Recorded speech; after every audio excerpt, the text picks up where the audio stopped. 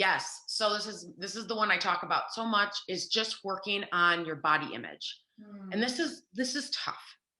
So the way I like to explain this is you can have a love for your body and still not like the way it looks. Like I got to the point where I love that belly in a way that I never thought would be possible because I hated it for so long, because of what it could do. And it changed my life in all these positive ways. But I was like, wow, this belly is powerful for so many reasons, right? But I still don't like the way it looked.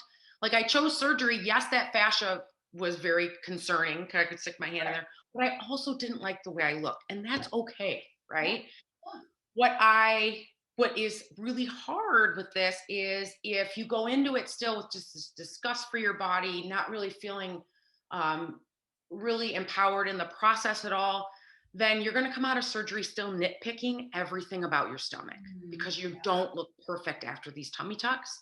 And I have another little blog on my website you guys can check out about what to actually expect after tummy tuck, which may surprise some people, but it's really important that you understand that and do that internal work before getting surgery, seeing a therapist, whatever. Like it's a lot. It's a lot. Exactly. And so taking that time to really work on your body image before surgery. Yeah, really good point. That's a great one. Okay, so for those moms who have watched this and they're like, you know what, that's great. I've worked on all these things. I'm gonna do it. I'm gonna, done my own research. I'm gonna get my tummy tuck. What is one really important or a couple really important things that you want them to know about the after surgery? Yeah, that's another thing that's not talked about a lot. I think sometimes the plastic surgeons, even the really good ones, just this is what they do, right? So they're just gonna say, let's do it. Right. And then, some of the sketchy ones may just say, oh yeah, 6 weeks, you're fine, like when they're trying to sell their services, right? I mean, they're selling their product. But it's not, it's just like pregnancy and postpartum, right? It's like, okay, you're cleared at 6 weeks. What? Like it is, the recovery is really, really hard. And it's going to take a lot longer than people think. And just preparing for that and the whole, like having the child care. Like I stayed at my parents' for 2 weeks. I was not in the same house with my children. Right. I know not everybody can do that, but like you can't be upstairs. You're going to hear what's going on. You're not going to relax. Right. You might get out of your chair. One of the surgeons I interviewed gave the example of a mom who was sitting there and other people were taking care of her kids. She saw her kid about to jump off something and she got up and reopened her stitches. I mean, you can't turn off the mom brain, right? So making sure you locked, I mean, it's like inherent, right? Locked and loaded so you can rest more than you want to. So you've got to be ready to have the rest right for a long time. And then all the surgeons give different examples on like when you can do core again and all this stuff. I mean, they're all different. So there's that. But in general, just how you're feeling, like it's going to be a long time. And that you're not going to, this is the biggest thing. You will not be completely flat. You will not look like a Barbie doll because you eat food.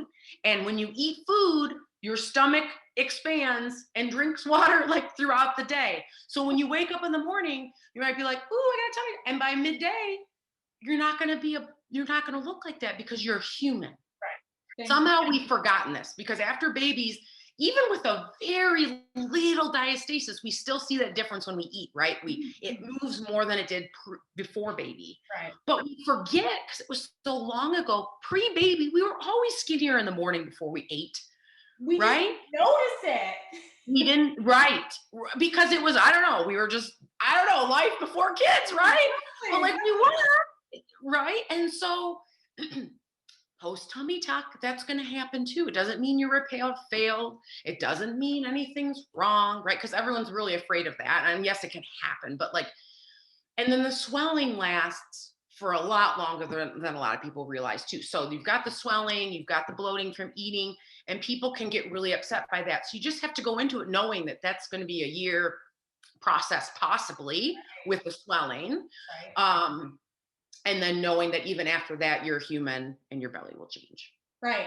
And to that, Lisa, you also have something else to give to the listeners and watchers. You have a general kind of, I guess, a timeline for return to fitness after having a tummy tuck. So again, I'll put that down in the description box below if you're looking for real life, how long is it going to take?